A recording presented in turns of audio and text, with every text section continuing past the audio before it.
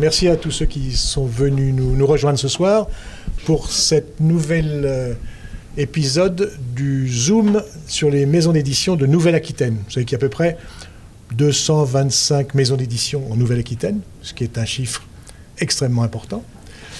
Et donc la bibliothèque de Mériadec, en concours en lien avec la librairie Mola, vous propose, selon une périodicité variée, de rencontrer à la fois l'éditeur et l'auteur d'un livre chez cet éditeur. Ce soir, nous recevons les éditions du Bordelot, et notamment son directeur, fondateur, créateur. Pas fondateur. Pas fondateur. Fondateur, c'est Dominique Emmanuel Blanchard, que je salue.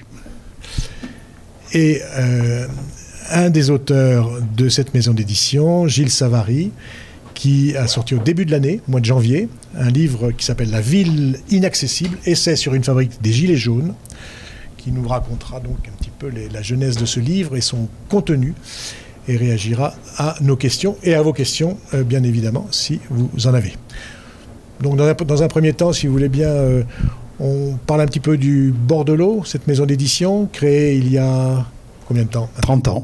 On fête cette année nos 30 ans, du reste, j'en parlais tout à l'heure au directeur de la bibliothèque, et on se retrouve avec Gilles à l'occasion de ces 30 ans. Un des événements, c'est le 19 octobre à Sciences Po Bordeaux, qui nous a fait l'amitié de dédier une journée complète de débat autour des auteurs du catalogue du Bordelot. Donc oui, 30 ans que l'on fait non pas des sciences humaines, puisqu'au départ, rapidement, le nom de la maison d'édition était un nom provisoire. On publiait une revue éponyme, le Bordelot, puis on se dit bon, on va publier un livre, on va l'appeler le Bordelot, on verra plus tard, on changera le nom, parce que finalement l'édition le Bordelot, ça fait un peu amateur. 30 ans après, c'est devenu une marque éditoriale. Évidemment, vous allez considérer que je suis extrêmement partial, mais plutôt désormais considéré dans le monde des sciences humaines et sociales en France et dans le monde francophone, puisque on échange, on vend des droits avec les universitaires anglo-saxons ou allemands sur quelques-unes de nos collections désormais. 30 ans, 1200, vous voyez, ça m'obligeait à sortir quelques chiffres, 1200 références au catalogue. C'est ainsi c'est en faisant ce bilan qu'on se rend compte qu'on a publié beaucoup de livres et qu'on en publie 70 à peu près par an aujourd'hui, autour près d'une trentaine de collections actives avec des directeurs et directrices de collections qui pour la plupart sont universitaires. On est éditeur en région, national en région, je tiens à cette petite dénomination, et aussi on a une marque qui s'appelle La Muette.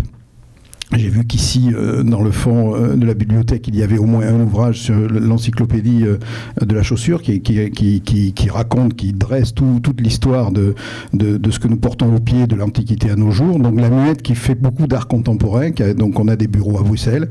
Et puis aussi on a une maison d'édition en Corse, ça c'est lié aussi à mon histoire personnelle. Vous dites une trentaine de collections sur des thématiques assez variées, ou bien vous vous concentrez sur des sujets ? Vous savez, d'abord, l'éditeur est un lecteur. Et je ne faisais que lire, moi je suis un ancien prof de philo, donc je ne faisais que lire des essais. Et donc on tombe toujours du côté où l'on penche, et si j'ai une légitimité de lecteur, elle est là. Longtemps, je me suis aussi levé de bonne heure, mais longtemps, je dis plutôt que j'ai cru que je ne savais pas faire de littérature, ou évaluer de la littérature, on ne le fait pas pour l'instant. On a décidé d'engager un mouvement éditorial sur ce qu'on appelle des livres d'idées, et à partir de ce grand champ qu'on appelle les sciences humaines et sociales. Alors il y a évidemment la sociologie, la reine des sciences selon Cousin et la fin du 19e siècle, enfin les fondateurs de la sociologie, tout cela un peu dérivé depuis, mais enfin c'est un autre débat, la philosophie, l'histoire des idées, l'économie politique, la sociologie des médias. Donc tout cela fait un panel de 1200, comme je le disais tout à l'heure, références, avec toujours des experts, des universitaires, évidemment pas que bordelais, il y en a quelques-uns, mais la plupart sont dans les universités françaises sur tout le territoire. Oui, vous défendez votre position d'éditeur national. Installé à Bordeaux. Oui, faire des livres à Bordeaux et à Lormont, dans une ville supposée, vous savez, vous connaissez sans doute la rive droite, et puis la banlieue, on y vit le pire et le meilleur, et c'est lié aussi à mon histoire personnelle, mais ça avait du sens que de faire des livres là où visiblement on n'est pas censé en faire. On fait des livres en région, on le démontre, c'est très prétentieux ce que je veux dire, l'équivalent de la découverte, on est un petit la découverte, c'est l'histoire de Maspero et tout cela, mais on peut faire des livres qui aujourd'hui ont une audience nationale, tout simplement depuis les bords de la Garonne. Très bien. Alors, comment s'est fait la rencontre avec Gilles Savary ? Comment il est venu? Il faut lui poser la question. Moi, dans l'une de vos collections. Le propre d'un éditeur, c'est qu'il est engagé au sens pas partisan du terme, mais nos livres sont des livres d'engagement. On parlait tout à l'heure, je vais me faire un écho à ce que nous disions tout à l'heure, c'est qu'on fait des livres sur la question du travail. Et donc, il était naturel que les salariés du bord de l'eau passent aux 32 heures, aux 4 jours semaine. Donc, à un moment donné, c'est pas une volonté de vertu ou se dire on va être plus vertueux, et encore je ne sais pas s'il s'agit de vertu, mais d'être à la hauteur des idées que l'on défend. Et un jour, Gilles m'a appelé, il m'a dit j'ai un texte sur la question de la ville inaccessible. J'ai dit c'est pour nous. Et puis après la suite, elle est là. Alors la suite, Gilles Savary. Oui, bonjour à tous, merci d'être là. Moi je suis ravi d'être là, surtout parmi vous et avec Jean-Luc Vessy, que je remercie encore d'avoir accepté très rapidement mon texte, parce que je ne suis pas un écrivain. Donc, c'est toujours... Est-ce que je dois avec un peu oui, pardon. Est-ce que je dois rappeler qui vous êtes? Je ne sais pas si c'est nécessaire. Enfin, pour ceux qui ne le sauraient pas, donc Gilles Savary a été député européen, député à l'Assemblée nationale. Auparavant, vous avez commencé, je pense, votre carrière comme directeur de cabinet de Philippe Madrelle, personnage emblématique de la Gironde, si l'on peut le dire. Et puis, vous êtes devenu au fil du temps et de vos différents mandats, je pense, un spécialiste éminent de la question des transports, qui continue aujourd'hui, d'ailleurs, à vous intéresser. C'est ça, vous savez tout. Mais je tiens beaucoup à mes mandats locaux parce que c'est comme ça que j'ai débuté. Et vous avez été conseiller général, j'ai oublié. J'ai été... et vice-président. J'ai fait de la politique un peu à l'insu de mon plein gré, comme dirait le cycliste Richard Virenque, quoi. Bon, je me suis trouvé exfiltré de l'université en 1982. Je suis un enfant de la décentralisation parce que Madrelle, qui siégeait à l'époque derrière le Grand Théâtre, à l'ancienne préfecture, à l'ancien conseil régional, il est maintenant ici, c'est lui qui l'a installé là d'ailleurs, eh bien la décentralisation venait de lui tomber sur le poil et il fallait qu'il gère tout ça. Il avait un directeur de cabinet que vous connaissez peut-être, qui s'appelle Alain Rousset, et nous n'avions pas de service du tout à l'époque, hein. Il n'y avait pas de service administratif de la région, elle n'était d'ailleurs pas encore une collectivité locale, et donc ils ont mis en place un petit groupe de commandos pour piloter tout ça derrière le président qui à l'époque était le président d'un établissement public, il y avait tous les députés de la région Aquitaine, tous les sénateurs, tous les maires des villes de plus de 100 000 habitants, mais qui avaient très peu de compétences, et le président avait simplement un cabinet, je dirais, pour gérer son protocole, quoi, voilà. Et puis nous sont tombés dessus les compétences, et alors j'ai démarré là-dedans. Après je me suis retrouvé au cabinet de Philippe Madrelle, directeur de cabinet dans une période un peu tumultueuse, parce que Madrelle est un conquérant, il a pris un département qui était à l'époque à droite, complètement à droite. Il en a fait un département complètement à gauche. Actuellement, c'est en train sur les franges, de rebasculer, mais en tout cas, c'était un immense conquérant, bonhomme, hein, qui collait au terrain et qui m'a tout appris. Donc moi, je tiens beaucoup à mes mandats locaux parce que c'est comme ça que, effectivement, je suis rentré sur le terrain, et c'est pas sans rapport avec ce que je décris ici. C'est pas une vue d'en haut, hein, c'est véritablement comment dirais-je, un essai. Alors c'est un essai, c'est pas un ouvrage savant, hein, je veux dire, je m'en garderai, même si je vois qu'il fait son chemin dans certaines universités qui m'invitent, mais c'est un ouvrage qui a été inspiré par ma sensibilité et puis ma géographie. Moi j'habite en zone périurbaine à Léognan depuis très très très très longtemps, et donc je vois évoluer les rapports entre la ville et son arrière-pays, et c'est l'objet de cet ouvrage. Alors comment vous est venue l'idée de ce livre? Est-ce que c'est une idée assez ancienne? Parce que vous la rattachez quand même à une actualité récente, la crise des Gilets jaunes. Je dirais qu'il y a deux choses qui m'ont beaucoup impressionné. J'ai été élu député national sur la 9e circonscription de la Gironde qui va de Léognan à Capsieux. C'est-à-dire, il y a toute la gradation qui va des franges de l'agglo jusqu'au rural profond. Vous voyez, Capsieux, le camp du Poteau, bon voilà. Et quand je suis arrivé en 2012,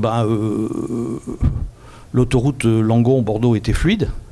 Et quand je suis parti en 2017, il y avait un bouchon le matin, un bouchon le soir.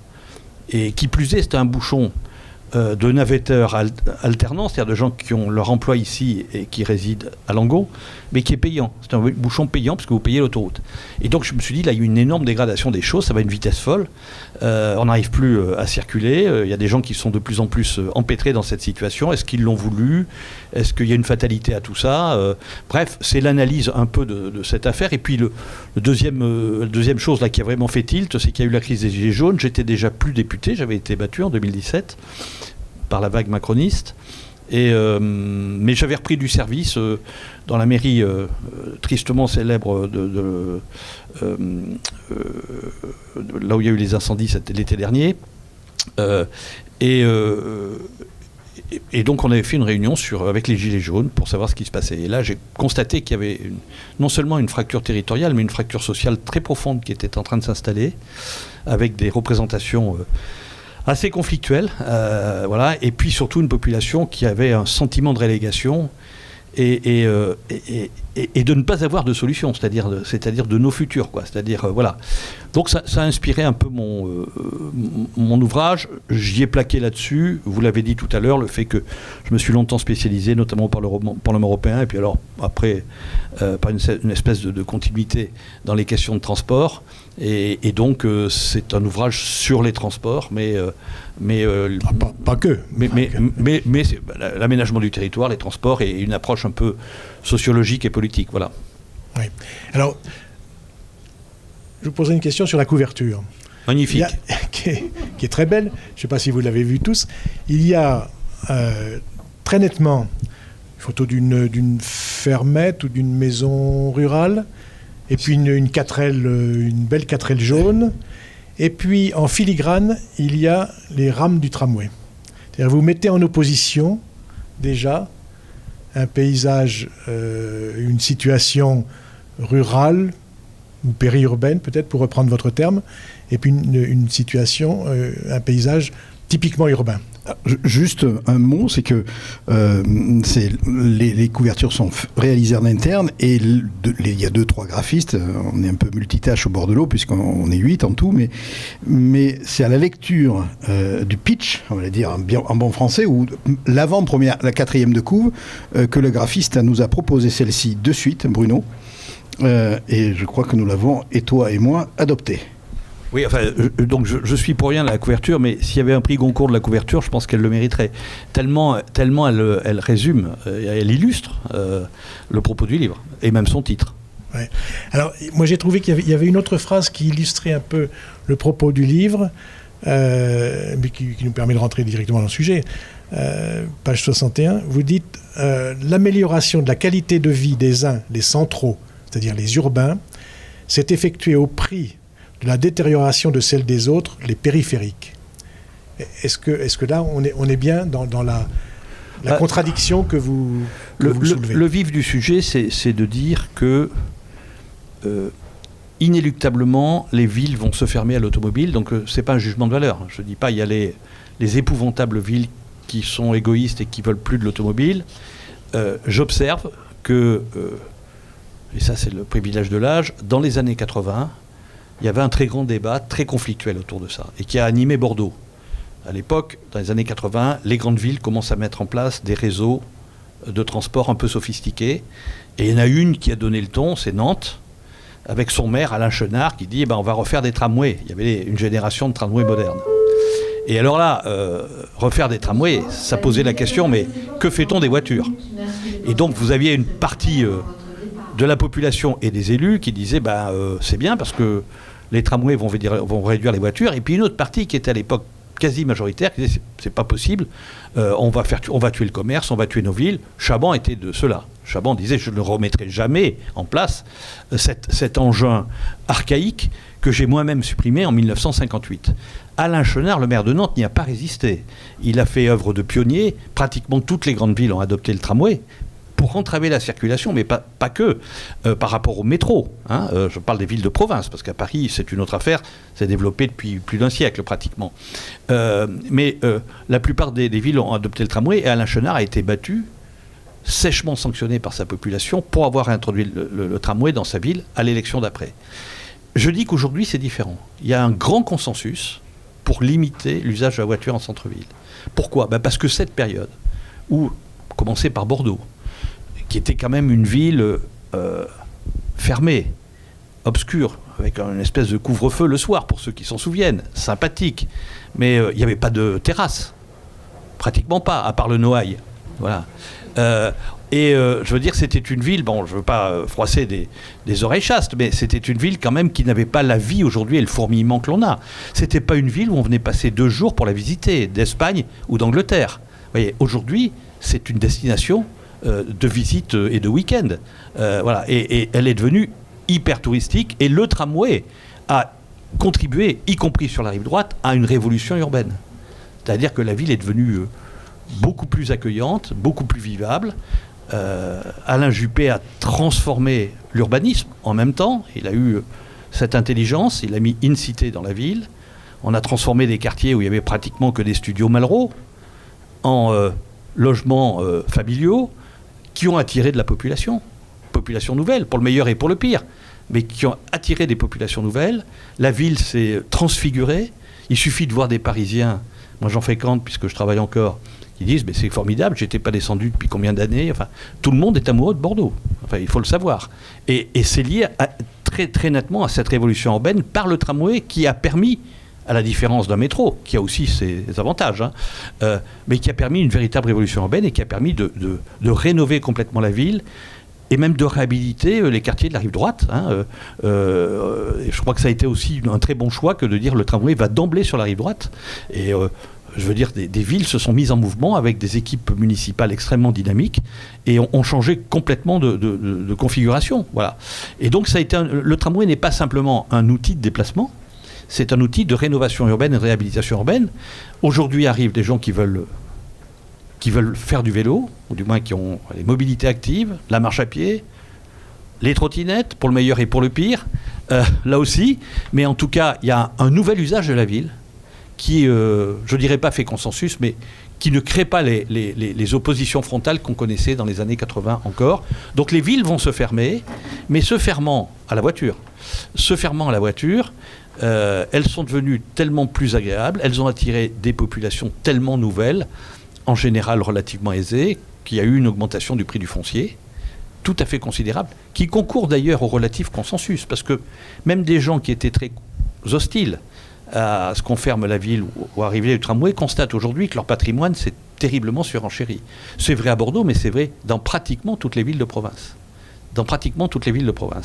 Donc, le fond de cette thèse, c'est de dire que ce phénomène va continuer.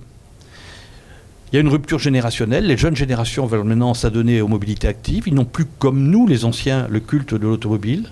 Ils ne passent pas forcément leur permis de conduire.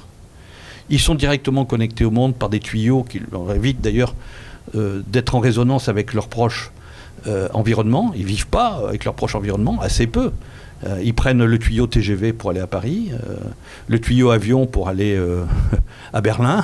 Voilà. Et donc, voilà, ils sont totalement connectés au monde et avec des conditions de vie qui font que leurs coûts de transport au centre-ville sont faibles. Les nouveaux enjeux, d'ailleurs, qu'il va y avoir aujourd'hui sur la voirie, sur le partage de l'espace, ça va être une compétition entre le transport collectif, qui est le tramway ou que sont les bus en site propre, et puis les vélos, qui deviennent invasifs ou qui vont devenir invasifs, ça commence à être le cas à Paris, et qui vont réclamer. C'est un groupe de pression très puissant maintenant, qui vont réclamer des sites propres ou des choses de cet ordre-là. Donc la voirie se ferme, et en outre, bon, vous l'avez vu, c'est pas un hasard. Quand je dis qu'il y a consensus pour que la ville se ferme à l'automobile, devienne plus vivable, plus sympathique, il va y avoir également le verdissement. On va verdir les villes dans les endroits les plus minéraux on va mettre de la verdure, donc on va vers une fermeture de la ville. Alors, quel est le problème ? Il y a un hic, c'est parce que là, vous nous décrivez cette ville qui est presque idéale, j'allais dire, pour ceux qui y habitent. Et il y a tous ceux qui habitent à l'extérieur. Non seulement ça, la ville, en réalité, crée de l'étalement urbain. C'est-à-dire que, comme elle devient très attractive, c'est le cas de Bordeaux, on a un afflux net de population assez considérable. La population nette de la Gironde augmente de 18 000 personnes par an. Il faut créer une ville de 18 000 personnes par an, tous les ans. Pour les élus, c'est quand même pas très simple. Alors ça ne se fait pas comme ça, parce que ça se disperse, mais du coup, dans ma petite circonscription, là, qui fait 100 km, j'ai vu arriver des lotissements dans les petits villages, un peu partout, et donc les classes moyennes, à la fois parce qu'elles y trouvent un intérêt de cadre de vie, mais aussi parce que la ville devient chère, eh bien, s'exportent. Mais pas leurs emplois. C'est-à-dire qu'on est sur des phénomènes ici, dans le Rhône, à Nantes, à Lille, de concentration de l'emploi et d'étalement résidentiel de la ville dans des profondeurs très importantes. Or, dans ce pays, à partir du moment où on dit la voiture doit moins entrer, voire être interdite, les ZFE, certains types de voitures, la question qui se pose, c'est quelle est l'alternative pour des gens qui travaillent en ville ? Est-ce que c'est de perdre leur emploi, d'être entraîné dans une espèce de sinistre familial, de se paupériser ? Comment fait-on ? Étant entendu que beaucoup de ces gens font aussi vivre la ville.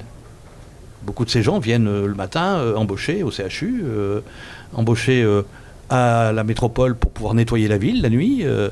Et donc là, il y a un vrai problème de rupture républicaine, de mon point de vue. On ne peut pas avoir deux catégories de citoyens, ceux qui vivent dans un endroit de plus en plus apaisé, de moins en moins cher en matière de déplacement, de plus en plus ludique, de plus en plus sympathique. Moi-même, j'étais hier soir place Lafargue à Bordeaux, je trouve ça formidable.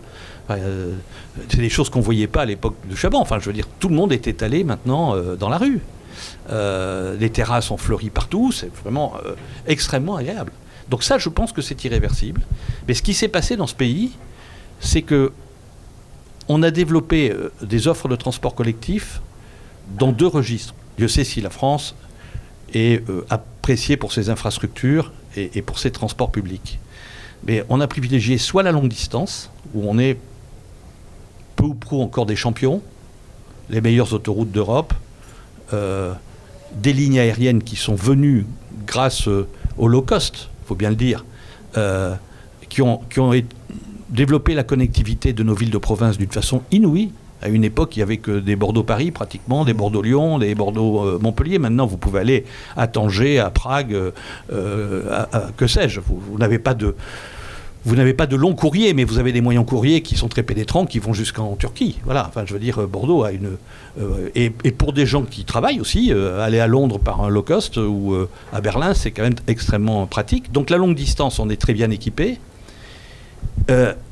Un réseau maillé intermodal très sophistiqué, on l'a dans les cœurs de ville, pas toujours dans les banlieues, mais dans les cœurs de ville, on l'a depuis les années 80. Grand mouvement, notamment le mouvement de retour du tramway, mais pas que. Certaines villes se sont équipées de métro, Toulouse, Rennes, Marseille, Lyon, étant entendu que un réseau urbain, il est forcément multimodal. Il est forcément multimodal parce que chaque mode correspond à un mode de peuplement, une densité de population. Donc je pense qu'un jour Bordeaux n'échappera pas au métro. Vous y revenez dans votre voilà. livre d'ailleurs. Moi j'ai voté pour le tramway, j'étais à fond pour le tramway, je ne le regrette pas. Mais à un moment donné, quand on densifie, le mode de déplacement urbain de l'hyperdensification, par exemple pour aller matin et soir au campus, c'est le métro, c'est ce qu'il y a de plus facile, peut-être qu'il n'y échappera pas. Donc on a développé les cœurs de ville, et puis il y a un trou béant, c'est dans l'offre de transport collectif périphérique. Béant. On a des lignes de chemin de fer, avec des TER entre nous qui fonctionnent moyennement. Il faut les avoir pris pour savoir que c'est compliqué d'arriver à l'heure au boulot, ou de prendre une correspondance à l'heure, pas toujours, mais enfin, il y a une fiabilité qui est très relative. Vous avez vu la contre-attaque, si je puis dire, de l'État et des élus locaux avec les RER métropolitains, On verra ce que ça va donner. Ce n'est pas des vrais RER. Voilà, on pourra en reparler. Mais en tout cas, il y a maintenant un déclic pour développer une offre de transport périphérique beaucoup plus maillée, c'est-à-dire de dire à ces gens, vous n'êtes pas sans solution. Sauf que ces solutions vont mettre 10 ans à émerger. 10 ans et qu'on ferme la ville plus rapidement. Regardez le débat déchirant sur les ZFE, partout. Bientôt, si vous avez une guimbarde, vous serez interdit de rentrer dans la ville. Pourquoi ?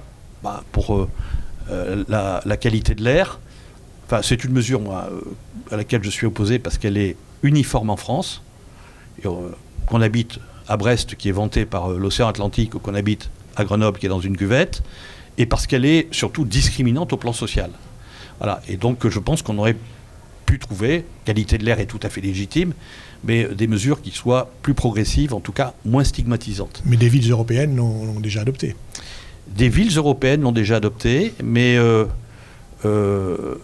si vous prenez par exemple les villes allemandes, elles ont par contre développé des S-Bahn, c'est-à-dire des offres de transport périphérique, bien avant nous, et beaucoup plus efficaces. Voilà. Puis il est possible que dans d'autres pays européens, on soit plus discipliné ou plus fataliste. Mais en tout cas, ce qui est sûr, c'est ce que je vois aujourd'hui, le déploiement des ZFE, ça crée des crispations partout. Et la plupart des élus rétropédalent gentiment parce qu'ils ont bien vu qu'il y a une poudrière et surtout il y a la possibilité de réactiver les gilets jaunes. Ça, c'est clair. Et donc, il faut y aller quand même précautionneusement parce que l'écologie est tout à fait légitime, mais le social existe. Elle est faite quand même pour des humains. Elle n'est pas faite pour... c'est pas tout à fait comme à la guerre. Enfin, on peut l'admettre, mais moi, c'est pas mon sentiment. Je ne vais pas accepter un contingent de pertes en disant c'est normal que les plus pauvres soient laissés pour compte pour la cause écologique. Non, je pense qu'il faut qu'on trouve d'autres solutions. Il y a notamment une solution beaucoup plus pédagogique qui est de faire la circulation alternée les jours de pic de pollution, comme on le faisait à Paris jusqu'à présent. On a choisi la pollution, la décision, enfin, ou le dispositif le plus je veux dire, sévère, le plus systématique et le moins juste. Voilà. Et on n'arrive pas à s'en dépêtrer parce qu'on dit on va vous subventionner vos voitures électriques, il ne vous restera plus que 30% à payer, mais 30%, ces gens-là ne les ont pas pour beaucoup d'entre eux. Il faut bien voir que beaucoup de gens qui habitent dans un petit pavillon et qui ont des métiers, ils ont 2 voitures. Parce que dans le monde rural, on ne peut pas faire autrement. On n'a pas les mêmes occurrences et les mêmes nécessités de déplacement dans le couple, dans la journée. Hein. Il y en a un qui doit amener l'enfant au regroupement pédagogique intercommunal parce qu'il est en maternelle à 5 km à l'est, l'autre amène l'autre à 8 km à l'ouest parce qu'il est en CE2 ou en CM1. Ouais, c'est comme ça que ça fonctionne. Et puis, comme nos villages sont morts aujourd'hui, c'est-à-dire que c'est plus des villages complets. Je suis né dans un village, moi. Il y avait tout. Vous pouviez rester en permanence. Il y en a un qui va s'arrêter, un des 2 couples, qui va s'arrêter le soir chez le dentiste, qui est dans un autre village. Et puis l'autre aura, par contre, une course à faire dans un autre. Dans une grande zone commerciale, éventuellement. Ouais, éventuellement dans une grande zone commerciale. Voilà. Donc, voilà, je pense qu'aujourd'hui, et moi c'est un plaidoyer pour le développement d'une offre de transport public. Mon plaidoyer, il est le suivant. Vous l'avez compris, les villes vont se fermer, c'est inéluctable. Il y a une tendance qui est ouverte. Deuxièmement, il faut faire attention à une fracture socio-territoriale puissante, parce que ce qui est en train de se passer, c'est que non seulement des classes moyennes, petites classes moyennes, c'est pas les grands pauvres. Il ne faut pas opposer, pas dire, je vois ça dans certaines littératures, les pauvres sont à la campagne et les riches sont à la ville. Ça, si vous voulez, c'est Boboland parisien qui regarde ça de loin. Oui. Voilà. Il n'y a pas que des CSP+, à Bordeaux. Non seulement ça, mais les SP-, sont tous à Bordeaux. C'est-à-dire que la très grande précarité se réfugie dans les villes parce qu'il y a des foyers, parce qu'il y a le SAMU social. Il y en a pas, il y en a moins, infiniment moins dans les villages et dans les villes secondaires. Donc il faut tuer cette idée manichéenne sur laquelle les pauvres ou misérabilistes seraient tous en périphérie et les riches tous en ville. C'est pas vrai. Il y a d'ailleurs plein de gens très aisés qui étaient partis en périphérie. Mais ce qui est en train de se passer, du fait que la ville se ferme, c'est qu'aujourd'hui, on est en train de, comment dirais-je, d'avoir une espèce de purification sociologique, hein, c'est-à-dire de sélection sociologique. Le maire de Libourne, qui est mon ancien assistant parlementaire, me dit « Ce qui m'inquiète beaucoup, c'est que j'avais des cadres qui travaillaient à Bordeaux, dans l'aéronautique, des cadres supérieurs. vu les embarras de la circulation, vu le fait qu'on n'a pas de solution, eh bien ils décident, parce qu'eux ils en ont les moyens, de réhabiter Bordeaux. Donc on n'a pas simplement un mouvement de classe moyenne inférieure qui s'en vont parce que c'est trop cher, souvent pour accéder à la propriété, et un retour des plus aisés, parce qu'on a développé ici, par exemple au Chartron ou ailleurs, des appartements remarquables dans des cadres de vie qui sont maintenant tout à fait apaisés. Alors, votre livre est en deux parties en quelque sorte. Une première partie qui est un constat, qui part du phénomène de métropolisation, qui est lié, si j'ai bien compris, malgré tout, à la décentralisation de 82. Oui, alors, moi, quand j'étais jeune, je faisais des études d'aménagement du territoire avec le professeur Lajugy, qui était un adjoint au maire éminent, au maire de Bordeaux. Voilà, et donc j'étais à l'Institut d'économie régionale du Sud-Ouest, et on nous enseignait Paris et le désert français. Voilà. C'est un livre de 1947. Un livre de 1947, de Jean-François Gravier, qui a eu plus de succès que le mien, parce qu'il a fait trembler l'État, mais ça va peut-être venir. on en parle. Il a fait trembler l'État, et l'État a dit, mais c'est bien vrai, donc on va faire une politique d'aménagement du territoire pour conforter ce qu'on appelait nos métropoles d'équilibre. Quelle était cette politique ? Elle était de déplacer dans les grandes villes des équipements jugés structurants, voilà, pour faire en sorte qu'on fasse contrepoids à Paris. Alors, on a mis une usine Citroën à Rennes. On a mis l'école de la magistrature à Bordeaux. Et ainsi de suite. Il y a eu des très grandes délocalisations de grands équipements parisiens. Ça n'a pas empêché Paris de rester très dynamique. C'était, je veux dire, homéopathique pour Paris. Et ça n'a pas, en réalité, assuré un développement majeur de nos métropoles de province qui restaient des capitales provinciales, mais qui n'étaient pas, c'est la différence avec le phénomène de métropolisation, c'est-à-dire qu'elles avaient une grosse influence sur leur arrière-pays, elles étaient la capitale d'un assez vaste arrière-pays, mais elles fonctionnaient avec leur arrière-pays, et l'ensemble des fonctions supérieures du pays étaient centralisées à Paris. Le phénomène de métropolisation, c'est un phénomène aujourd'hui de montée en gamme de l'ensemble des fonctions supérieures d'une ville. Cette montée en gamme s'est faite à partir d'un certain nombre de facteurs, mais presque naturellement. Ça n'a pas été une politique publique systématique. Ça a d'abord été la connectivité, c'est-à-dire, oui, les autoroutes, les TGV, et surtout la connectivité aérienne. On en a parlé à partir du moment où on a libéralisé le ciel avec l'arrivée des low-cost et de plusieurs compagnies. Là, ces villes se sont trouvées connectées, beaucoup plus connectées à l'Europe, au monde. On pouvait venir y habiter quand on était cadre supérieur et aller travailler à Londres 3 jours, une journée à Berlin. Donc, deuxième facteur, oui, la décentralisation, avec des équipes municipales inventives, dynamiques, cherchant à développer leur activité. Je dirais le couple à Bordeaux, le couple Rousset-Juppé a été un couple merveilleux de ce point de vue-là. Ils n'étaient pas de la même tendance, mais il y en a un qui faisait de l'urbanisme et l'autre qui faisait de l'économie. Voilà. Et ça a été extrêmement fructueux. Rousset a réussi à faire venir des écoles d'ingénieurs. Notre université s'est confortée. Et donc le troisième facteur, c'est ça. Ça a été aussi, mais là je pense que le plan Université 2000 y a été pour quelque chose. Pour l'ensemble de la province, ça a été aussi le développement d'un socle de recherche très important qui est maintenant aujourd'hui un socle pour les start-up, avec des start-up extrêmement brillantes dans des tas de domaines, notamment le médical et autres. Voilà. Et donc pour ceux qui ont un certain âge, vous avez vu l'immense diversification économique de Bordeaux en cette période, depuis les années 80. Au début, nous avions quoi ? D'abord, c'était une ville propriétaire, plus qu'entrepreneuriale. La trilogie de la vigne, de la pierre et des pins, voilà, qui, comment dirais-je, était très marquante au niveau des classes dirigeantes de la ville. Aujourd'hui, on a quand même toute une génération d'entrepreneurs absolument remarquables. On n'a plus simplement, la seule industrie qu'on avait, c'est une industrie volontariste, c'est-à-dire qu'on avait planqué sous les pins une partie de notre complexe militaro-industriel. C'était l'époque où on faisait en sorte qu'il soit le plus loin possible des Allemands. Donc on a encore tout ça, bien sûr. On a nos centres d'essai, le centre d'essai des Landes. Tout ça, ça date d'une époque où on essayait de sortir le plus loin possible de l'Est, où on était le plus vulnérable. Paris a été plusieurs fois occupé.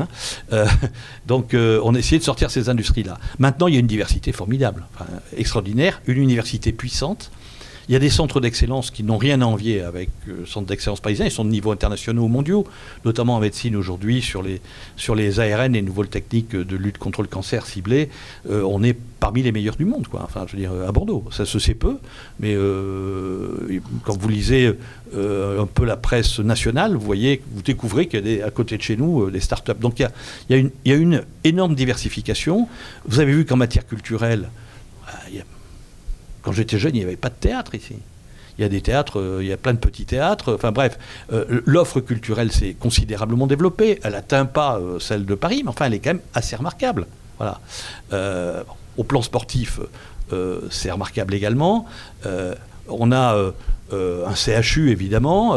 Bref, je ne vais pas vous dire que c'est l'Eldorado et que ça vaut la Californie. Mais très franchement, si on y met le cadre de vie, qui est maintenant une valeur cardinale chez les jeunes générations, cardinale, le cadre de vie et la qualité de vie, eh ben oui, nous avons un rayonnement qui n'est plus simplement sur notre arrière-pays. C'est ça une métropole. Ce qui est vrai pour Bordeaux l'est vrai aussi pour d'autres métropoles françaises. C'est vrai pour pratiquement toutes qui ont réussi aussi à se développer. Mais c'est un phénomène qui date des années 80 avec ces différents facteurs qui se sont pratiquement imprimés un peu partout. Alors il y en a des plus puissantes que d'autres. Lyon a une antériorité remarquable, c'est une ville puissante. Bon, et Toulouse est aussi une ville extrêmement attractive. Bordeaux, c'est un peu la belle endormie qui s'est quand même terriblement réveillée, quoi. On l'appelait comme ça. Bon, et vous, enfin, c'est pas à vous, Bordelais, que je vais dire que si vous promenez sur ces quais magnifiquement aménagés, vous entendez maintenant parler pas mal de langues, quoi. Et donc vous voyez bien qu'on a changé de dimension.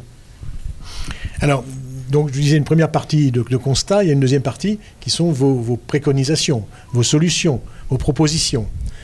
Et donc je relève deux séries de problèmes pour y parvenir. C'est d'abord alors notamment dans le domaine du transport, c'est un problème d'institution. Vous dites qu'il y a une espèce de millefeuille qui fait que la métropole s'occupe des transports urbains, la région s'occupe des transports multidépartementaux, si on peut dire, et il y a un manque absolu de cohérence. Le monde des transports est entré dans une confusion institutionnelle et financière absolument faramineuse. Vous savez qui s'occupe de votre métro et de vos trams, mais vous ne savez pas vraiment qui s'occupe de vos trains. Vous pensez que c'est la région, mais ça n'est plus uniquement la région. Le TGV, on le fait payer maintenant par les populations locales et très peu par Paris, de moins en moins, alors que c'est un outil qui est un outil national et international. Bref, il y a une très grande confusion et surtout, ma grande préconisation, c'est de dire que il faut que la métropole s'occupe de l'arrière-pays.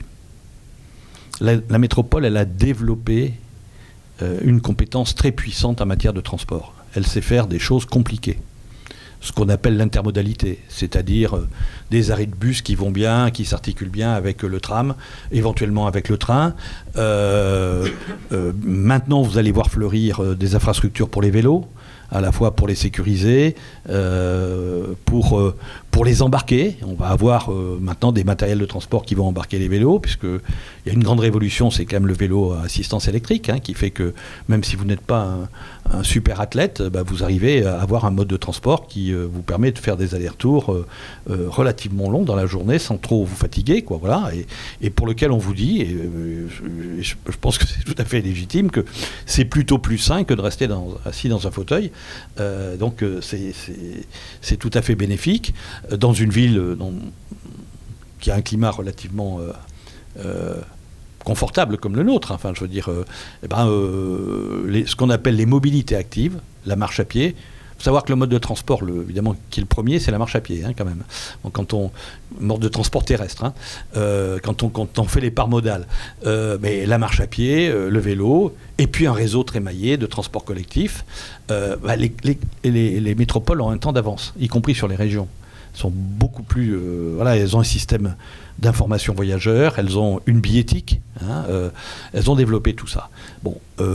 Si on laissait faire le cours des choses, aujourd'hui, au plan institutionnel, on dirait, pour l'arrière-pays, ce sont les communautés de communes.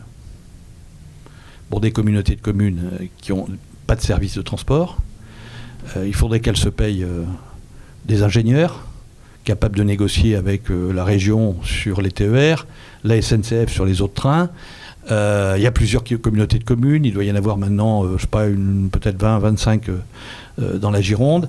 Elles sont d'inégales capacités financières. Et donc, d'autre part, si elles gèrent ces transports-là, il vaut mieux que ça s'articule avec le reste du département. S'il y a une compétence publique qui ne tolère pas les frontières, c'est le développement de réseaux de transport, par définition. On ne peut pas dire, le tram de telle commune ou de telle communauté de communes s'arrête à tel endroit, mais là, il va être pris par un bus dans tel autre. C'est pas possible. On voit déjà sur les routes que c'est parfois bizarre. On est sur une très mauvaise route, on vient de changer de commune. On ne peut pas se permettre ça avec les transports publics. Deuxièmement, la métropole, elle a un impact sur son pays. C'est-à-dire ce qui se passe à Villandreau ou ce qui se passe à l'Espar est très largement déterminé par l'impact de la métropole, par le développement de ses zones d'activité, par exemple, par son attractivité industrielle, par le fait qu'elle développe des services dont on a besoin quand on habite l'Espar ou quand on habite à Villandreau et qui ne viennent pas s'installer à l'Espar et Villandreau. Donc, la préconisation, c'est que la métropole doit gérer les transports publics et surtout les gérer avec les ruraux. C'est-à-dire qu'il doit y avoir une institution où il y a ruraux et urbains qui décident ensemble du déploiement de l'offre de transport. C'est-à-dire qu'il faut que les uns et les autres soient dans la même institution parce que les uns et les autres sont totalement interdépendants. Voilà, les uns des autres. Ça, je pense que c'est extrêmement important. Ça se fait dans certains endroits, en particulier en Île-de-France, puisque en Île-de-France, les transports, l'autorité qui gère les transports parisiens gère les transports sur toute la région Île-de-France. Donc en l'occurrence, ça pourrait être le département.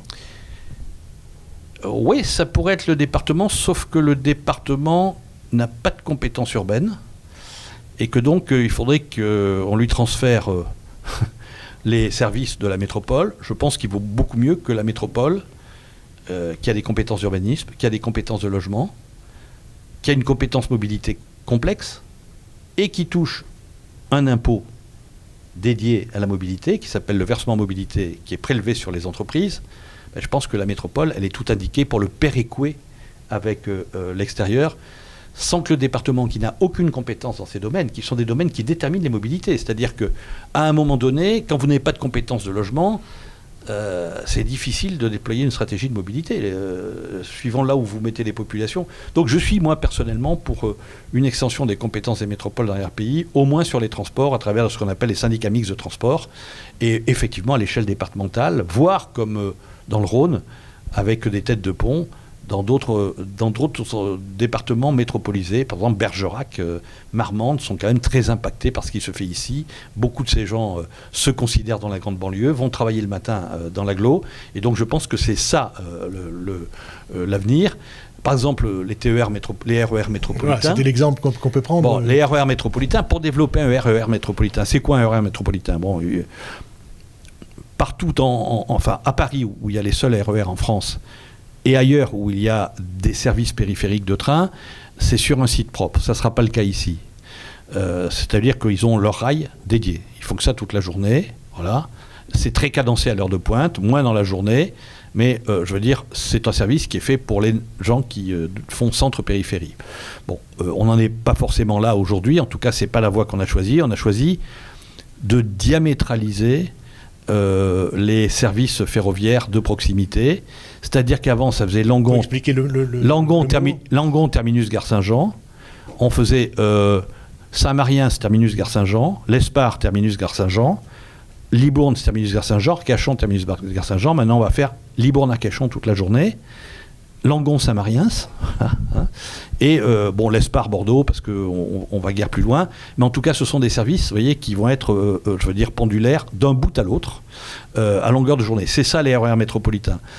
Pour que les RER métropolitains fassent leur office, il faut qu'ils soient très attractifs et il faut que les gens aillent les prendre. Parce qu'il ne s'agit pas de faire un train qui roule, il faut un train attractif. Pour ça, il faut qu'on redonne vie à toutes les gares et haltes qui sont le long de ces RER, dont la plupart aujourd'hui sont en friche, en jachère ou en ruine. Alors, on a inauguré la semaine dernière la gare de Bordeaux, du Bouscat, Sainte-Germaine. Voilà. Ça, c'est à l'intérieur de l'agglo. Mais vous en avez plein à l'extérieur. Moi, je prends mon train à Cadojac. Je vous invite à aller voir la gare de Cadojac. Pas de parking.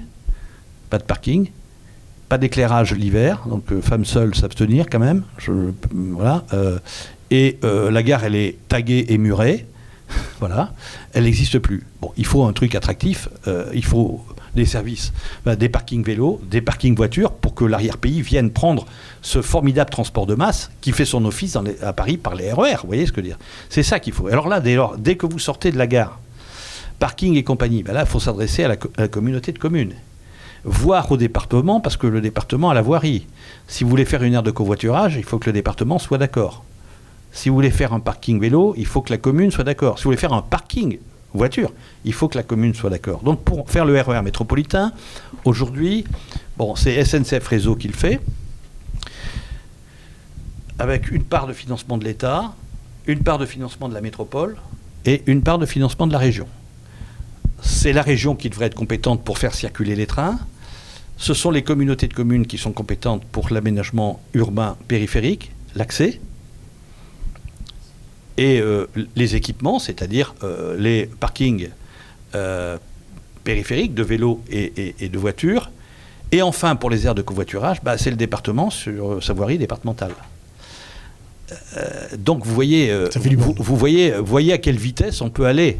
Là où dans certains pays, il y a une seule autorité. Ça existe aussi à Lyon.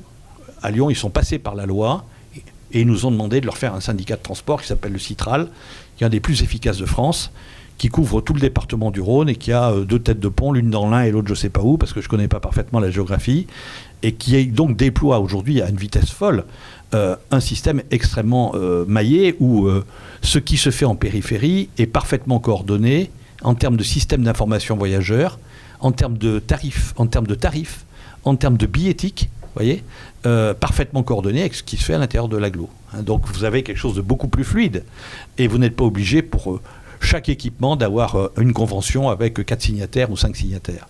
Voilà, ça c'est la France, c'est-à-dire que autant je suis un enfant de la décentralisation, autant je pense qu'il faut la nettoyer un peu, parce que dans certains domaines, à force d'empiler plusieurs collectivités, on finit par perdre un temps fou. Voilà. Donc ça c'est un peu mon inquiétude.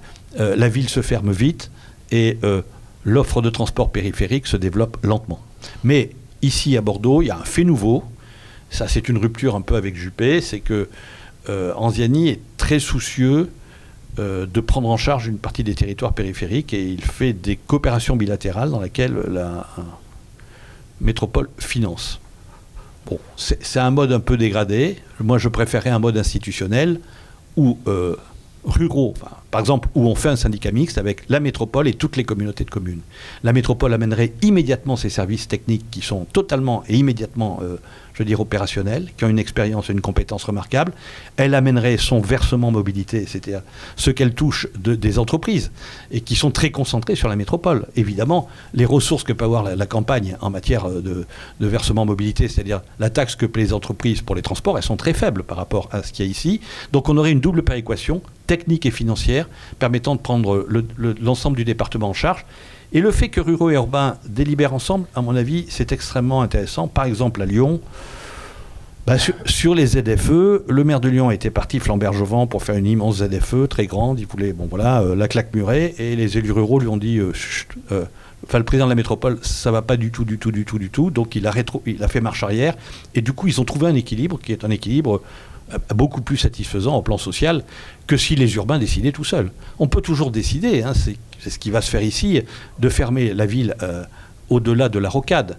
Mais mettez-vous à la place de quelqu'un qui est modeste, qui a sa voiture un peu ancienne, qui va embaucher le matin pour nettoyer la ville de Bordeaux, auquel on dit faut vous arrêter à la rocade. D'abord, où est-ce qu'on les met? Où est-ce que l'on met les guimbardes? Qui veut du parking à guimbardes? Pas très simple. Bon, à la limite, ça peut se régler. Mais quelle frustration que de dire que je ne peux pas rentrer alors qu'il y a des camions sur la rocade qui polluent autant que moi, à moins qu'il y ait une frontière magique qui fait que la pollution de la rocade ne rentre pas dans la ville. C'est absolument insoutenable pour ces gens. On va les empêcher de travailler ou leur poser des obstacles, radicaux, alors qu'ils vont voir un train de camion qui, évidemment, pollue la rocade à longueur de journée, avec évidemment probablement une source absolument essentielle de pollution atmosphérique à Bordeaux.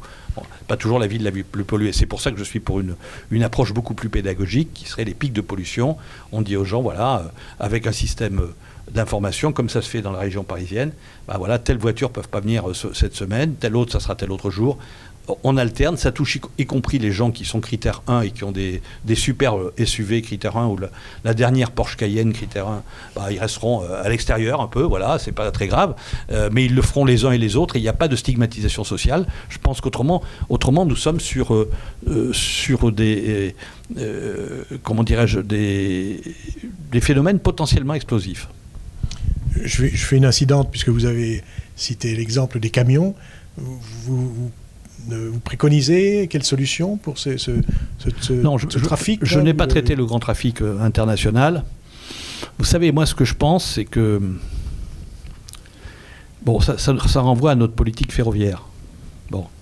Vous avez remarqué qu'ici, il y a des élus extrêmement volontaristes qui fustigent le mur de camion depuis 20 ans.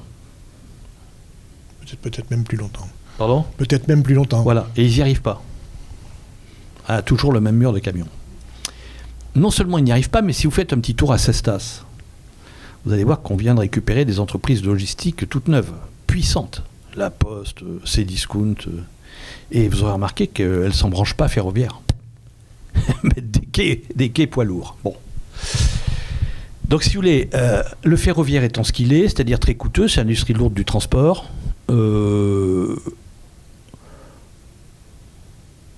La France étant ce qu'elle est, c'est-à-dire que elle s'est terriblement désindustrialisée, donc le transport ferroviaire c'était fait pour faire du transport lourd. Les Allemands en ont encore. Ils ont fait en sorte d'avoir des voies dédiées fret. Pourquoi des voies dédiées fret ? Parce qu'il faut que le fret arrive à l'heure, si vous voulez que les chefs d'entreprise prennent le train. Parce qu'un chef d'entreprise qui a son fret qui n'arrive pas à l'heure, c'est lui qui répercute le retard sur ses clients et c'est lui qui paye les pénalités. C'est comme ça que la plupart de nos chefs d'entreprise qui encore prenaient le train ne le prennent plus, ont décidé de prendre le camion. C'est plus souple, ça peut prendre des itinéraires de délestage, encore que de moins en moins, et puis c'est finalement tout aussi... ça peut faire de la très grande distance. Surtout, ce qui pose un énorme problème, c'est que si on veut faire du fret qui fonctionne, mais c'est pas simplement mon avis, mais vous voyez bien ce qui se passe à Bordeaux. Nous avons une étoile ferroviaire. La France, elle est construite autour d'étoiles ferroviaires. La plus grande, c'est Paris. Et après, il y a plein d'étoiles ferroviaires. Et à Lyon, il y a... Plus on développe le train, ce qui est en train de se faire, il y a aujourd'hui une ruée sur le train. C'est assez récent. On sort du Covid, là, mais depuis 6 mois, c'est une ruée sur le train. Pour ceux qui vont à Paris, vous avez intérêt à réserver bien avant. C'est quand même très, très compliqué. Il y a une ruée sur le train. Bon, je fais le pari que la SNCF ne pourra pas l'assurer. Elle va se retrouver en goulet d'étranglement. Pourquoi ? Parce qu'on a cette configuration en étoile ferroviaire et qui fait qu'à un moment donné, tout converge sur nos villes. Et quand plusieurs trafics convergent, par exemple des trafics TER, des trafics intercités, des trafics TGV, avec des gens qui prennent de plus en plus ce train, donc on multiplie le nombre de trains, et il y en a un qu'on arrête sur une voie de garage, c'est le fret. Parce que c'est le seul qui ne vote pas. C'est légitime. Priorité aux voyageurs. Les présidents de région qui ont la compétence TER, allez leur demander s'ils sont d'accord pour qu'on arrête leur TER et pour faire passer un train de fret. Jamais de la vie. Ils ont d'ailleurs mis dans leur contrat avec la SNCF des clauses de malus qui font que la SNCF paie des pénalités si leurs TER sont en retard. Donc la seule solution serait d'avoir des contournements ferroviaires pour le fret dans nos agglos, et ce n'est pas la politique française. Donc je me permets de vous dire que l'avenir du camion, de mon point de vue, c'est la décarbonation, mais c'est très accessoirement le transfert modal sur le rail. Jean-Claude Guessot, ministre des Transports, en 2000, pique un coup de colère, il dit voilà, nous avons que 50 millions de tonnes de ferroviaire, de fret ferroviaire, nous en avions autour de 75 millions dans les années 80. Je mets des milliards sur la table, je veux qu'on double les 50 millions à l'horizon de 2010. Entre-temps, on a fait 4 plans fret en mettant de l'argent. On est à 35 millions de tonnes aujourd'hui. Donc c'est un gouffre à milliards. Vous avez vu que l'Europe nous en demande, là, parce qu'on a financé la seule entreprise fret SNCF. C'est un gouffre à milliards, mais dont les résultats sont plutôt déclinants. Mais c'est lié à la configuration de notre réseau ferroviaire. C'est lié au fait qu'on n'a pas fait de contournement ferroviaire et qu'il n'en est pas question, nulle part. Pour ça que les autorités, y compris de la SNCF, régulièrement elles disent oui pour le fret, mais bon, je veux dire, ça c'est la part pour le cheminot, quoi. Le cheminot est très attaché au fret, mais on va guère plus loin, quoi. Et donc je pense qu'il y a des obstacles physiques. J'ajoute que le tout TGV a éreinté notre réseau classique, vous le savez. Il a 29 ans de moyenne d'âge, 29 ans. Il n'a pas encore commencé sa digitalisation. C'est-à-dire que quand on régénère une voie en France, après les travaux, on fait un grand cri de Tarzan, ça pourrait s'entendre, on l'a remis dans l'état des années 70. Ni plus ni moins. Hein. On a encore des aiguillages à levier, on n'a pas d'aiguillage de centre de commande centralisé, comme certains pays, c'est-à-dire totalement géré par électronique, évidemment, par informatique. C'est-à-dire que, bon, on est capable aujourd'hui de stopper un train parce qu'il y a un incident quelque part, uniquement et avec beaucoup plus de sécurité qu'on le fait aujourd'hui. Bref, on a un réseau qui est très effondré. 29 ans de retard, c'est 17 ans en Allemagne, vous voyez, c'est 9 ans en Espagne. Et donc, on a... et avec des Français qui demandent à ce que tout bout de ligne soit régénéré. On a 28 000 kilomètres. Aujourd'hui, bon, il y a le plan de Madame Borne. Tout le monde y a mis un peu au pot depuis Sarkozy, Hollande. On a augmenté, mais on n'a pas réussi à endiguer le vieillissement du réseau. Voilà. On n'a pas réussi à endiguer le vieillissement du réseau. Et un réseau qui vieillit, ça se traduit par quoi? Au pire, des voies qui se ferment.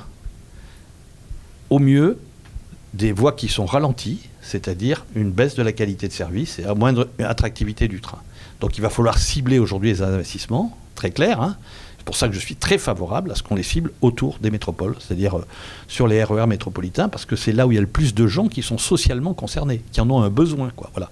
Plus, évidemment, les grandes liaisons d'aménagement du territoire qu'on a énormément négligées, honteusement négligées. Par exemple, Limoges, enfin, Paris, Limoges, Toulouse, Paris, Clermont-Ferrand, bref, je ne vous parle pas évidemment, je pense que ça on ne le remettra jamais sur pied, de Bordeaux-Lyon, qui ne peut se faire que soit en passant par Paris en changeant de gare, soit en prenant un avion. Il y a pourtant un projet privé. Ah, Bordeaux-Lyon. Oui, il y a un projet Railcoop, mais on en reparlera. Je ne vous sens pas très optimiste sur cette... Je suis très moyennement optimiste, parce que sur des voies très dégradées... C'était 7 heures de trajet pour Bordeaux-Lyon, je crois. Oui, c'est ça, oui, c'est 7h30. Oui, c'est 7h30. Mais bon, à la limite, on entre aussi dans une ère où, comment dirais-je, éloge de la lenteur, dirait Pierre Sanso, où les gens sont moins enfin, il y a moins de frénésie qu'à notre génération. Nous étions une génération frénétique de consommation, de travail, vous voyez ce que je veux dire. Aujourd'hui, bon, c'est beaucoup plus, on est beaucoup plus enclin à la qualité de vie, à une certaine pondération, je trouve que c'est bien, mais de là à ce que l'on puisse rentabiliser un train privé sur Bordeaux-Lyon, on en reparlera. C'est la même entreprise qui nous expliquait qu'elle relançait le fret du côté de Figeac et qui a arrêté quand même. Alors, il y avait un quatrième, votre 8e chapitre était consacré à Bordeaux, mais je crois que vous l'avez, ça apparaît dans l'ensemble de vos déclarations. Vous avez un faible pour votre ville, pour la métropole bordelaise, pour la Gironde aussi. Bah oui. Oui. Non, mais moi, je trouve qu'on vit dans un endroit absolument formidable. Donc, il ne faut pas le gâcher en créant des tensions. Vous savez que, bon, Alain Juppé... Enfin, je crois que c'est une notoriété publique, mais moi je l'ai su de près, quoi, a été hyper traumatisé par la violence des Gilets jaunes dans cette ville. Moi je suis hyper traumatisé quand je vois, échéance après échéance, je vous parlais de Madrelle tout à l'heure, la couleur du vote des périurbains. Ça a démarré dans le début des années 2000, dans les très grandes périphéries, le nord Blayais, le nord du Médoc, et c'est en train d'arriver. C'est-à-dire qu'il y a un vote protestataire radical qui est en train d'arriver, respectable. Hein, Moi, je suis démocrate, mais enfin, personnellement, je ne suis pas très enclin à me satisfaire de l'arrivée du Rassemblement national. Mais ça, c'est un problème personnel. Mais il y a une progression absolument faramineuse. Et tout ceci se tient, quoi. C'est-à-dire que s'il y a une progression, c'est qu'il y a un mal-être, c'est qu'il y a une vulnérabilité à la démagogie, c'est que voilà. Et c'est ce qu'on retrouve dans voilà. votre... Et ce bouquin, c'est un cri d'alarme par rapport à ça. C'est attention, ces histoires d'aménagement du territoire, de métropolisation, participent d'une fracture républicaine qui est extrêmement dangereuse pour la cohésion du pays. Je ne sais pas si c'est pas trop tard, j'espère que non. Mais enfin, je suis quand même moyennement optimiste. En tout cas, ce qui me rend optimiste, c'est que la métropole d'aujourd'hui regarde par la fenêtre, c'est-à-dire qu'elle va naviguer sur le territoire, même si elle n'est pas encline encore à créer une structure avec les ruraux, et que les ruraux ne sont pas forcément enclins, parce qu'on a dressé ici les corps électoraux respectifs, de la façon suivante, il ne faut pas se laisser bouffer par la métropole, c'est ce qu'on vous dit en périphérie, et la métropole dit on ne va pas quand même faire venir des maires ruraux, on ne va pas délibérer à 150 maires. Bon. Ce qui va être très intéressant, c'est que il y a eu une loi qui s'appelait la loi NOTRe sous Hollande, en 2015, qui a incité au regroupement intercommunaux. Voilà, ça a été un peu compliqué. Et en réalité, ces regroupements se sont faits dans les zones rurales. Et dans les grandes villes moyennes. Par exemple, Reims est devenu le Grand Reims, 152 communes, avec toutes les compétences de la métropole de Reims. L'urbanisme, la voirie, tout. Voilà. Le Havre, ça doit être 94 communes. Le Grand Cherbourg a pris tout le Cotentin. Les seuls qui n'ont pas bougé sont les métropoles, les grosses métropoles. À Bordeaux, la Cube, ancêtre de la métropole, a été créée en 1966 avec 27 communes. Il y avait 350 000 habitants dans l'agglo. Il y en a 750 000, il n'y a que 28 communes. C'est-à-dire qu'aujourd'hui, cette espèce de malthusianisme des élus fait que la métropole ne gère pas le phénomène métropolitain. Elle est plus petite. L'institution métropole ne gère pas le phénomène métropolitain. Donc on va voir ce qui va se passer, et ça va être très intéressant. Par exemple à Reims, par exemple au Havre, comment est-ce qu'ils vont mettre en place les transports. Aujourd'hui déjà, dans le Cotentin, j'ai des retours comme quoi c'est un modèle où on gère le rural et l'urbain ensemble, et ça fonctionne très très bien. Lyon, on sait que ça fonctionne très très bien. L'Île-de-France, c'est un autre sujet, parce que l'Île-de-France ne choisit pas ses opérateurs. On lui impose la RATP et la SNCF, à la différence de toutes les autres villes qui choisissent ses opérateurs, qui sont patronnes de leur exploitation, soit en régie directe, soit en DSP. Mais quand même, la métropole parisienne est un modèle du genre, et elle est soumise à de telles contraintes, avec de telles pressions de population, avec de tels événements extraordinaires, comme ceux que l'on va voir avec la Coupe du Monde de rugby, que c'est quand même un réseau de référence mondial. Comme Singapour, comme Londres, bon voilà. Mais en tout cas, on va voir entre ceux qui campent dans leur précaré et ceux qui ont étendu leurs compétences, puisque on est dans une période où on se mettra à faire dans 7-8 ans l'évaluation de la loi NOTRe. Mais à Bordeaux, vous savez, donc moi je suis de ceux qui disent qu'il faut créer, au moins dans les départements métropolisés, les Loire-Atlantique, chez nous, il faut créer une institution de gestion des mobilités rurales urbaines. Il faut le faire vite pour éviter ce dont je vous parlais. Alors, Alain Anziani, lui, il fait des coopérations, donc on va signer un contrat avec la CALI de Libourne, on va signer un contrat avec la CDC de Montesquieu où j'habite. Je trouve que l'intention est extrêmement encourageante. Mais bon, entre nous, ces contrats de coopération, ça n'est pas de la gestion intégrée d'une compétence, où chacun s'y coltine et y met son écho et se sent mobilisé au fur et à mesure où elle se déploie, où on la corrige au fur et à mesure où elle se déploie. Et puis, quand on fait des coopérations bilatérales, il y a forcément des biais politiques. On va quand même être plus enclin à faire une coopération avec un copain à l'extérieur qu'avec un type du RN, par exemple. Et là, c'est les populations qui payent. Vous comprenez ce que je veux dire? Donc, c'est pour ça que je suis pour qu'il y ait une intégration institutionnelle. Et générale. Et générale, voilà. Et par la loi, parce que les élus sont peu enclins, ou sont plutôt enclins aux effets de clocher. Voilà. Et ça, c'est une assez grande constante.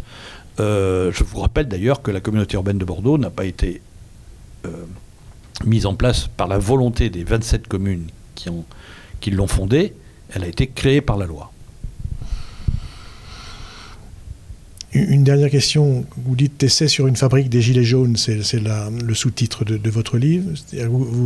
Vous exprimez une crainte de renouvellement de ce genre de crise? Enfin, je pense qu'elle est latente. Alors, elle ne va pas forcément s'exprimer par encore que,